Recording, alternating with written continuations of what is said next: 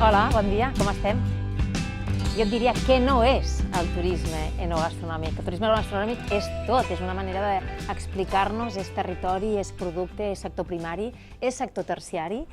Tenim un patrimoni vitivinícola brutal, tenim 12 denominacions d'origen, les quals una és qualificada. Tenim, com deia Josep Pla, un paisatge, que és aquesta que posa a la cuina, el paisatge posat a la cassola. Tenim 64 estrelles Michelin, som el territori, la comunitat autònoma que més estrelles Michelin té de tot l'estat espanyol, perquè tenim discurs, perquè tenim tret idiosincràsic, perquè tenim el producte i perquè tenim la voluntat de fer-ho.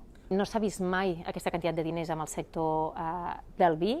12 milions d'euros són molts diners a invertir en 5 anys. El projecte és superambiciós i tots diuen, quina feinada. Doncs sí, tenim una gran feina a fer, però tenim les mans per fer-ho, les ganes per fer-ho, la il·lusió per fer-ho i un sector que s'ho mereix. Per tant, no ho podem fer sense ells. Per tant, o ens assumem tots al carro i tirem endavant, o sense ells és impossible poder fer. Quan parlem en termes turístics, hi ha estudis que ho validen, és a dir, una persona que es mou per interessos enogastronòmics gasta 3,5 vegades més que una persona que es mou per interessos de sol i platja o per interessos de turisme esportiu o per fer caminades o per altre tipus de turismes. Des dels sentits. Pensa que la gent no només és a dir, no només hem de fer bé la feina, no només hem de posar en valor tot el que tenim, sinó que els hem d'enamorar, és a dir, els hem d'engatussar els sentits perquè realment considerin, s'empeltin a Catalunya amb totes les nostres... Diuen que, a més, el nostre estómac és el nostre segon cervell, per tant, si som capaços d'enamorar-los a través dels sentits, del gust i de l'estómac, crec que serem capaços de fidelitzar-los al llarg dels temps. I evidentment que tenim febles, tenim un producte molt atomitzat i molt divers, tenim alguns equipaments en termes enoturístics, en termes gastronòmics que estan molt avançats i alguns que són més petits, que són més rurals i que el mateix viticultor està a la vinya, està al celler i a més fa les visites. Vull dir, si pretenem poder fer visites de dilluns a diumenge, doncs hem de poder fer aquest salt més a la professionalització de que és una opció tan bona i necessària com és la de estar a la verema, cuidar la vinya, doncs també s'ha de cuidar el client enoturista. No hi ha millor convenciment per a un empresari que posant un duro al calaix.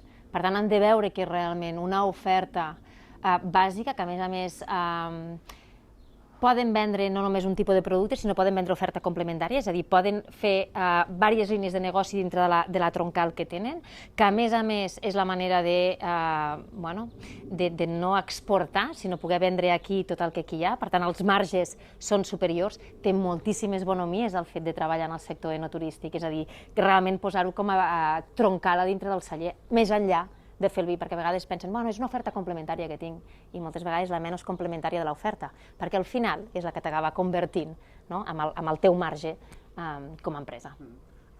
No, és importantíssim, ja ho explicava abans quan fèiem la presentació amb el conseller, és a dir, dades, dades i dades. Si no tenim les dades podem generar estratègia, però a l'hora de decidir hem de disparar i hem de saber allà on disparem i les dades el que ens donen.